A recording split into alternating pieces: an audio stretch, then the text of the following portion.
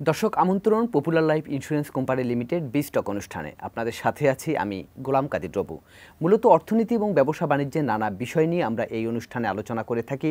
আজ আমরা আলোচনা করব রপ্তানি পণ্যের বহুমুখীকরণ এবং সেখানে কি সমস্যা এবং সম্ভাবনায় বা কতটুকু আছে বা কোন কোন সমস্যাগুলো সমাধান করলে বাংলাদেশের রপ্তানি পণ্যের বহুমুখীকরণ হবে এবং সেই সঙ্গে দেশের রপ্তানি খাত একটি শক্তিশালী জায়গায় দাঁড়িয়ে যাবে এবং বিশেষ করে যে একক পণ্যের উপর যে এখন যে নির্ভরশীলতা অর্থাৎ তৈরি পোশাকের উপর বাংলাদেশের রপ্তানির যে নির্ভরশীলতা সেটি অনেকখানি কাটিয়ে যাবে, সেই সঙ্গে রপ্তানির অন্যান্য বিষয়গুলো সম্ভাবনা আরও উজ্জ্বল হয়ে উঠবে।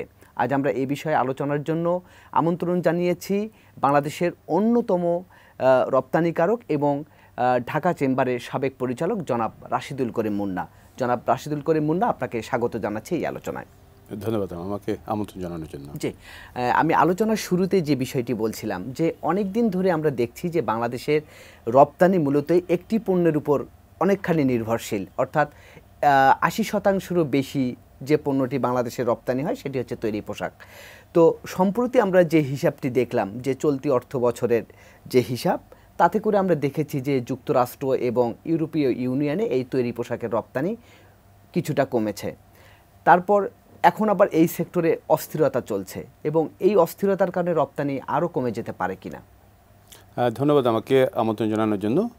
স্বাভাবিকভাবে যে কোনো কাস্টমার চাবে সে যেখান থেকে ইম্পোর্টটা করবে সেখানে তার আস্থার জায়গাটা কিন্তু খুব গুরুত্বপূর্ণ, অর্থাৎ তাকে অন টাইমে ডেলিভারি দেওয়া বা শিপমেন্ট করা, এবং সেই জায়গাতে যদি কোনো চ্যালেঞ্জ থাকে তাহলে কোনো বাইরে কিন্তু সেই দেশ থেকে মুখ ফিরিয়ে নেয়, যেটা আমাদের দেখেছি ৮০-র দশকে শ্রীলঙ্কার যে অস্থিরতা ছিল সেই অস্থিরতার কল্যাণেই কিন্তু বাংলাদেশ হচ্ছে গার্মেন্টস সেক্টরের যাত্রাটা শুরু হয়, এবং সেই জায়গাতে বাংলাদেশ একটা স্টেবল অবস্থায় ছিল বিধায় কিন্তু গ্র্যাজুয়ালি বাড়ছিল, এবং সেই জায়গাতে আজকের যে জায়গাটাতে এসেছে যে আমরা নতুন সরকার এসেছে কিন্তু সেই জায়গাতে আবার একটা রাজনৈতিক অস্থিরতার একটা পায়তারা করা হচ্ছে, যেটা কোনোভাবেই আমরা কামনা করছি না। এবং সুখের বিষয় হচ্ছে যে অনেকখানি নিয়ন্ত্রণে গত কয়েকদিনের মধ্যে একটা যে মিটিং হয়েছে এবং একটা সমঝোতা হয়েছে সেটাকে আমরা পজিটিভ দেখছি, এবং আমরা আশা করব যে সরকার এই বিষয়টাকে খুব দৃঢ়তার সাথে শক্ত হাতে সমন্বয় করবে, কারণ আমরা শ্রমিকদের ন্যায্য দাবির পক্ষে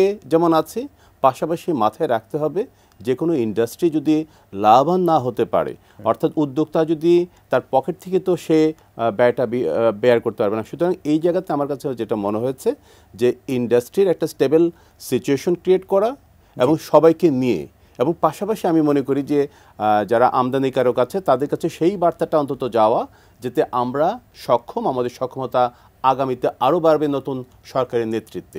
সুতরাং এই জায়গাটা হচ্ছে গুরুত্ব দেওয়া দরকার। জি হ্যাঁ, এই জন্য যে বিষয়টা আপনাকে জানিয়ে রাখি সেটি হচ্ছে যে শুরুতে যে অস্থিরতাটা ছিল এখন কিন্তু সেটি অনেকখানি নিয়ন্ত্রণে এসেছে এবং ধারণা করা যাচ্ছে যে পরিস্থিতি ধীরে ধীরে ঠিক হয়ে যাবে বলে আমরা আশা করছি। তো আরেকটি বিষয় যেটি বলছিলাম এটার সঙ্গেই সম্পর্কিত, যে অনেক দিন ধরেই আমরা তৈরি পোশাকের উপরেই নির্ভরশীল।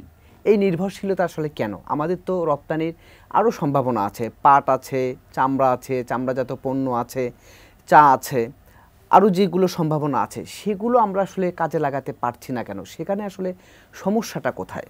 জি, আমার কাছে একজন রপ্তানিকারক হিসেবে যেটা মনে হয়েছে সবসময় যে ইন্টারন্যাশনাল মার্কেটে যে কোনো পণ্য নিয়ে যেতে গেলে আমাদের যে পরিমাণ প্রোডাক্ট ডেভেলপমেন্টের জন্য রিসার্চ করতে হয় সেই জায়গাতে আমাদের একটা ঘাটতি আছে, অর্থাৎ আমাদের প্রতিযোগী দেশগুলো কিন্তু এই ইন্ডাস্ট্রিয়াল প্রোডাক্টকে ইন্টারন্যাশনাল মার্কেটে নিয়ে যাওয়ার জন্য তারা যথেষ্ট পরিমাণ বিনিয়োগ করে রিসার্চ করার ক্ষেত্রে, অর্থাৎ ইন্টারন্যাশনাল মার্কেটের ডিমান্ড কী আছে, কী ধরনের প্রোডাক্ট আমরা নিয়ে যেতে পারি, এবং মার্কেটের ডিমান্ড অনুযায়ী আমাদের সক্ষমতার যে ল্যাকিংগুলো আছে সেটা কীভাবে ফোকাস করতে পারি। এই জায়গাতে আমার কাছে মনে হয়েছে যে প্রফেশনাল যে সার্ভিস সেন্টারগুলো আমাদের প্রতিযোগী দেশগুলো ডেভেলপ করেছে সেই ধরনের ইনস্টিটিউট বা সার্ভিস সেন্টারগুলো কিন্তু নেই, যে কারণে উদ্যোক্তারা সেই সাহায্যটা পাচ্ছে না। রিসার্চ এবং ডেভেলপমেন্ট এই জায়গায় খুবই গুরুত্বপূর্ণ। মানে পাশাপাশি আমাদের প্রোডাক্ট ডেভেলপমেন্ট হচ্ছে একটা ইম্পর্টেন্ট ইস্যু, যেখানে আমরা রাইট প্রোডাক্টটা যাতে রাইট মার্কেটে নিয়ে যেতে পারি, তাদের কালার আছে, ট্রেন্ড আছে, ফ্যাশন আছে, মোটিভ আছে, অর্থাৎ প্রোডাক্টটা যাতে মার্কেটের অ্যাজ পার ডিমান্ড অনুযায়ী আমরা নিয়ে যেতে পারি তার জন্য একটা গাইডলাইন দরকার, যুগোপযোগী করা। এবং তৃতীয়ত হচ্ছে এই ধরনের পণ্য তৈরি করার ক্ষেত্রে যে ধরনের টেকনোলজিগুলো লাগবে অনেক ক্ষেত্রে সেই টেকনোলজিগুলো হচ্ছে আমাদের সামনে আনা হয় না বা আমরা জানি না, হয়তো কেউ ব্যক্তি উদ্যোগে করছে কিন্তু সেই যেই হারে আমাদের ডেভেলপমেন্টটা হওয়া দরকার ছিল, যেটা একটা ইনস্টিটিউশনের আন্ডারে হয়ে থাকে অন্যান্য দেশগুলোতে, আমাদের সেই জায়গাতেও ঘাটতি আছে। এবং সর্বোপরি আমাদের যে জিনিসটার একটা বড় ঘাটতি আছে, ইনক্লুডিং গার্মেন্টস সেক্টর, আমাদের প্রোডাক্টিভিটি অর্থাৎ শ্রমিক আছে, জনবল আছে, কিন্তু স্কিল লেবার ফোর্সটা নেই। অর্থাৎ আমি যেই ধরনের প্রোডাক্টগুলো তৈরি করতে চাচ্ছি, একজন উদ্যোক্তাকেই নিজ উদ্যোগে সেই ধরনের স্কিল এনহ্যান্স করতে হচ্ছে বা তার ইন্ডাস্ট্রিকে ঢেলে সাজাতে হচ্ছে, যেটা কিন্তু একটু সময় সাপেক্ষ এবং কস্টলি। সুতরাং এই জায়গাতে হচ্ছে অন্য দেশগুলো যে কাজটা করছে, যে সেক্টর ওয়াইজ যেই লেবার ফোর্স বা স্কিল লেবার ফোর্স দরকার, সেই সাপোর্টিংয়ের জায়গাতে একটা ব্রিজ আছে, অর্থাৎ উদ্যোক্তাকে পুরো দায়িত্বটা নিতে হচ্ছে না। সুতরাং এই যে নতুন শ্রমিক তৈরি করা বা স্কিল লেবার তৈরি করে তার ইন্ডাস্ট্রিকে ঢেলে সাজিয়ে তারপরে এক্সপোর্টে নিয়ে যাওয়া, এই যে একটা লম্বা প্রসেস, এটা অনেকের পক্ষে সম্ভব হয় না, বিধায় কিন্তু রাইটলি অনেকে সাহস করছে না। সুতরাং ট্রেডিশনাল যেই সুযোগগুলো আছে, যেমন গার্মেন্টস আছে, সবাই মনে করছে তাহলে আমি এত ঝামেলা না যে গার্মেন্টস সেক্টরে চলে যাই। অর্থাৎ এই জায়গাতে আমি মনে করি একটু সরকারকে সুনির্দিষ্টভাবে পরিকল্পনা গ্রহণ করা দরকার। এবং সর্বোপরি আমাদের ইন্টারন্যাশনাল মার্কেটে আমাদের ব্র্যান্ডিংয়ের একটা ঘাটতি আছে। অর্থাৎ আমরা যে গার্মেন্টসের পাশাপাশি অন্যান্য প্রোডাক্টগুলোও উৎপাদনের সক্ষমতা আছে, সেই জায়গাতে যে একটা ব্রিজ, যেটা হচ্ছে ইন্টারন্যাশনাল ফেয়ারে যাওয়া বা বায়ারদের সাথে আমাদের যে ফিজিক্যালি মিট করার যে বিষয়গুলো আছে, এই জায়গাতে হচ্ছে আমার কাছে মনে হচ্ছে একটা লিমিটেশন আছে। জনাব মুন্না, আমি আরেকটি কথা বলতে চাই, সেটি হচ্ছে এই যে আপনি বলেন যে আন্তর্জাতিকভাবে যে ব্র্যান্ডিংয়ের কথা, তো বিশ্ব বরেণ্য ডক্টর মোহাম্মদ ইউনূস আমাদের দেশকে নেতৃত্ব দিচ্ছেন, আমরা তো তাকেও কাজে লাগাতে পারি এই ব্র্যান্ডিংয়ের ক্ষেত্রে। অবশ্যই কাজে লাগাতে পারে, কারণ ওনার যে ইন্টারন্যাশনাল মার্কেট, আমি জাস্ট গতকালকে আমেরিকা থেকে এসেছি, যে ইন্টারন্যাশনাল মার্কেটে ওনার কিন্তু লেভেলটা অনেক উপরে। সুতরাং আমরা জিএসপি ফ্যাসিলিটি যে সমস্ত দেশগুলোতে পেয়ে থাকি, আপনি দেখবেন যে আমাদের টোটাল এক্সপোর্টের একটা মেজর অংশ কিন্তু সেই দেশগুলোতে আমরা যাচ্ছি। কিন্তু পাশাপাশি অন্যান্য দেশগুলো যে কাজটা করছে, যে বায়োলেটারাল এগ্রিমেন্টের আওতায় তাদের ট্যাক্স ব্যারিয়ারটাকে মিনিমাইজ করে তারা সেই মার্কেটগুলোকে ফোকাস করছে, যেটা আপনার প্রথম প্রশ্ন, যে আমরা নতুন মার্কেট বা নতুন প্রোডাক্ট নিয়ে যেতে পারছি না কেন। সুতরাং এই জায়গাতে ডক্টর ইউনূস সাহেব যেই ইন্টারন্যাশনাল ব্র্যান্ডিংটা আছে, এই জায়গাতে যদি আমরা সম্মিলিতভাবে ওনাকে কাজে লাগাতে পারি, আমি মনে করি যে বাংলাদেশের যে চ্যালেঞ্জগুলো তৈরি হয়ে আছে, উত্তরণের সুযোগটা অনেক দ্রুততার সাথে সমাধানের পথ বেরিয়ে আসবে। বাংলাদেশের রপ্তানি পণ্যের বহুমুখীকরণ এবং সেই ক্ষেত্রে সমস্যা এবং সম্ভাবনার নানা দিক নিয়ে জনাব মুন্না, বিরতির আগে যে প্রশ্নটি আমি করেছিলাম, যে এই যে বাংলাদেশ তো স্বল্পোন্নত দেশ থেকে উন্নয়নশীল দেশে চূড়ান্তভাবে যাচ্ছে ২৬ সালে, তো সেক্ষেত্রে আমরা এখন যে সুযোগ সুবিধাগুলো পেতাম স্বল্পোন্নত দেশ হিসেবে, সেই সুযোগগুলো তো থাকবে না। তাহলে আমরা যখন উন্নয়নশীলে যাব, তখন আমরা আসলে নিজেদের সক্ষমতা কিভাবে ধরে রাখবো, সেক্ষেত্রে আমাদের আসলে কোন কোন বিষয়গুলোর দিকে আসলে নজর দেওয়া দরকার এখন থেকেই? জি, ধন্যবাদ আপনাকে আবারও। ইন্টারন্যাশনাল মার্কেটে কিন্তু একটা নতুন পরিবর্তন আসছে, বিশেষ করে ইউক্রেন রাশিয়া যুদ্ধের পর আমরা দেখছি বিশ্ব বাণিজ্য এবং বিশ্ব রাজনীতির মধ্যে একটা পরিবর্তনের কারণে কিন্তু চায়না থেকে সকল বায়াররা কিন্তু শিফট করতে যাচ্ছে তাদের পণ্য কেনার ক্ষেত্রে। সেই জায়গাতে হচ্ছে বাংলাদেশ একটা চমৎকার রোল প্লে করতে পারে। এবং ডক্টর ইউনূস সাহেব ইন্টারন্যাশনাল পরিমণ্ডলে যেই গ্রহণযোগ্যতা আছে, আমরা যদি সুশাসনের কথাটাকে এস্টাবলিশ করতে পারি, তাহলে কিন্তু এই যে আমরা যে জিএসপি সুযোগটা হচ্ছে ইউএসএ আমরা পাচ্ছি না, সেটা কীভাবে আমরা পেতে পারি। আমরা বর্তমানে কিছু দেশ, ইউরোপিয়ান ইউনিয়ন সহ কিছু দেশে আমরা জিএসপি সুযোগটা পাচ্ছি, এবং বেশ কিছু দেশে কিন্তু আবার এই জিএসপি সুযোগটা নেই, যেখানে ট্যাক্স ব্যারিয়ারটা একটা বড় ব্যারিয়ার। এবং সেই জায়গাতে সেই সমস্যাটা উত্তরণের জন্য অনেক দেশে যে কাজটা করেছে, যেমন ইন্ডিয়া, যে বায়োলেটারাল এগ্রিমেন্টের আওতায় তাদের ট্যাক্সের যে পরিমাণটাকে মিনিমাইজ করে রিডিউস করে নিয়ে আসছে, যাতে তাদের সক্ষমতার ধারাটা অব্যাহত রাখতে পারে। সেই জায়গাতে উনি একটা রোল প্লে করতে পারে। অর্থাৎ আমরা বিশ্ব বাণিজ্যের যেই চ্যালেঞ্জগুলোতে আমাদের পরিচিতি নেই, বা পরিচিতি থাকলেও পজিটিভ পরিচিতি নেই, সে জায়গাতে কিন্তু উনি একটা পজিটিভ রোল প্লে করতে পারে। আরেকটি বিষয় আপনার কাছে একটু জানতে চাই, যেহেতু আপনি ডিরেক্টলি এটার সঙ্গে ইনভলভ, রপ্তানির সঙ্গে আপনি সরাসরি জড়িত, আপনি যেটি বলছিলেন ডক্টর ইউনূস সাহেবের ইমেজকে আমরা ব্র্যান্ডিংয়ে কাজে লাগাতে পারি, আসলে সেটার কৌশলটা কি হবে এবং কিভাবে আমরা কাজে লাগাতে পারি? এখানে মূল যে চ্যালেঞ্জটা হচ্ছে, আপনি যদি গার্মেন্টস সেক্টর কেন আমরা এক্সপোর্ট করতে পারছি, কারণ গার্মেন্টস সেক্টরে হচ্ছে 99% কিন্তু কমপ্লায়েন্স সার্টিফিকেশনের আওতায় ইন্ডাস্ট্রি রান করছে। আমরা যখন হচ্ছে এই নতুন সেক্টরগুলোর কথা বলছি, আপনি দেখবেন হচ্ছে আমাদের কিন্তু 95% ফ্যাক্টরির কিন্তু এই মুহূর্তে কমপ্লায়েন্স নেই। সুতরাং যখনই ইন্টারন্যাশনাল মার্কেটে বা বড় ব্র্যান্ডের কোম্পানিগুলোকে আমরা যদি সাপ্লাই দিতে চাই বা ভ্যালুয়েটেড প্রোডাক্টগুলিকে যদি সাপ্লাই দিতে চাই, তাহলে কিন্তু আমাদের প্রথমে যেই বায়াররা প্রশ্ন করে যে এই ফ্যাক্টরি কমপ্লায়েন্স সার্টিফিকেশন আছে কিনা, অর্থাৎ এই বিষয়টা কিন্তু সর্বোচ্চ গুরুত্ব দেওয়া দরকার, বিশেষ করে এলডিসি গ্র্যাজুয়েশনকে চ্যালেঞ্জ সামনে রেখে। এই বিষয়টা অনেকে ভাবছে না। সুতরাং এখানে প্রত্যেকটা ফ্যাক্টরিতে কিন্তু বিনিয়োগ আছে, একটা বড় পরিমাণ বিনিয়োগ করতে হবে এই কমপ্লায়েন্স সার্টিফিকেশনটাকে স্টাবলিশ করতে যেয়ে। সুতরাং এই ব্যাপারে আমি দাবি রাখছি আপনাদের মাধ্যমে সরকারের কাছে সর্বোচ্চ গুরুত্ব দেওয়া। দ্বিতীয়ত হচ্ছে ইন্টারন্যাশনাল মার্কেটে আমাদের ব্র্যান্ডিংয়ের যে ঘাটতিটা আছে, যে আমাদের সম্পর্কে সুস্পষ্ট পজিটিভ ধারণা নেই।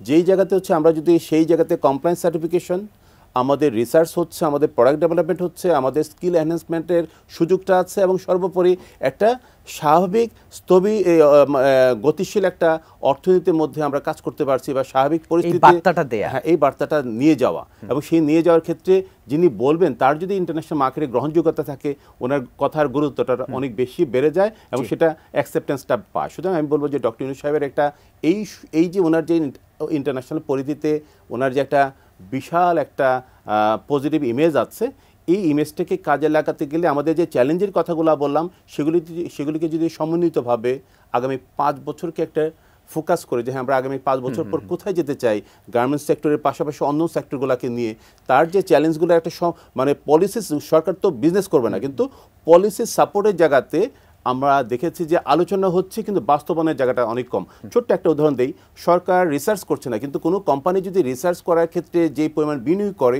সেখানে যদি ট্যাক্স বেনিফিটটা সরকার দেয়, আমরা গার্মেন্টস সেক্টরের বাইরে যে সেক্টরগুলো বন্ডের সুযোগটা পাই না, বন্ডের ঘোষণাটা আছে, বা আমি এক্সপোর্ট করলে সেটা আমি হচ্ছে ট্যাক্স বেনিফিটটা নিতে পারবো, কিন্তু বাস্তবতার জায়গাতে কিন্তু সেটা হচ্ছে না। হ্যাঁ, মূলধনী যন্ত্রপাতি আছে। আমি বলছি যে আমি যদি যে সমস্ত র মেটেরিয়ালসগুলো ইম্পোর্ট করব, আমি যে ট্যাক্স দিয়ে এক্সপোর্ট করব, তারপর সেই ট্যাক্সটা আমি আবার ফেরত পাবো, এটা ঘোষণায় আছে, কিন্তু বাস্তবতার জায়গাতে নেই। সুতরাং এই যে বেসিক যে চ্যালেঞ্জগুলো আছে, সরকার যদি এক্সপোর্ট করার ক্ষেত্রে গার্মেন্টস সেক্টরকে এগিয়ে নেওয়ার ক্ষেত্রে বন্ড সুবিধা দিতে পারে, তাহলে নন গার্মেন্টস সেক্টরগুলোকে কেন দিবে না? সুতরাং এই চ্যালেঞ্জগুলো আসলে উত্তরণের যথেষ্ট গুরুত্ব সহকারে নেওয়া দরকার। আরেকটি বিষয় বলি, সেটি হচ্ছে যে এখন তো আমরা দেখছি যে বিশ্ব রাজনীতি এবং বিশ্ব বাণিজ্যের ক্ষেত্রেও অনেক পরিবর্তন এসেছে। আপনি যেটি বললেন বা আমরা যেটি আলোচনা করলাম, সেটি তো হচ্ছে বাণিজ্যের ক্ষেত্রে। আমরা যদি বিদেশি বিনিয়োগের ক্ষেত্রেও তো আমরা ডক্টর ইউনূসের এই ইমেজটাকে আমরা কাজে লাগাতে পারি, সেটি আসলে আমরা কিভাবে? এক্ষেত্রে সবার কাছে প্রথম প্রশ্ন হচ্ছে বাংলাদেশ হচ্ছে নিরাপদ বিনিয়োগের স্থান কিনা। সুতরাং এই জায়গাটাতে যতক্ষণ পর্যন্ত আমরা আস্থার জায়গাটা তৈরি করতে পারবো, সেটা হচ্ছে বিনিয়োগের হচ্ছে একটা বড় চ্যালেঞ্জ এবং অপরচুনিটি। সেই জায়গাতে ডক্টর মোহাম্মদ ইউনূসের যে আন্তর্জাতিক পরিমণ্ডলে যেই পরিচয়টা আছে বা সুযোগটা আছে, উনি যদি উদ্যোগ নেন এবং সেই ধরনের বিনিয়োগকারীদেরকে যদি বাংলাদেশে আহ্বান করা হয়, কারণ আমরা দেখেছি বিনিয়োগ নিয়ে অনেক ধরনের আলোচনা হচ্ছে, কিন্তু বাস্তবতার জায়গাতে কিন্তু আউটপুট অনেক কম। সেই জায়গাতে আমি আপনাদের মাধ্যমে প্রস্তাব রাখবো যে বিদেশি বিনিয়োগকারীদেরকে যদি বাংলাদেশে বেশ কিছু ইভেন্টে দাওয়াত দিয়ে আনা হয়, ফ্যাক্টরিগুলোকে ভিজিট করানো হয়, আমাদের সামাজিক অবস্থানটা দেখা হয়, আমাদের সক্ষমতার জায়গাটা যদি তাদেরকে তুলে ধরা যায়, তাহলে তাদের আস্থাটা তৈরি হবে এবং তারা পর্যায়ক্রমে বিনিয়োগের ব্যাপারে উৎসাহিত হবে। এবং সেক্ষেত্রে সরকারের যে নীতিমালাগুলো যথেষ্ট পজিটিভ, এখানে আরও যদি সংশোধন করা দরকার, তাহলে আমি মনে করি এই সুযোগটাকে কাজে লাগানো যায়। জনাব মুন্না, আমার শেষ প্রশ্ন, আমরা আলোচনা একেবারে শেষ পর্যায়ে চলে এসেছি। সার্বিকভাবে আপনার আসলে আর কি বলার আছে?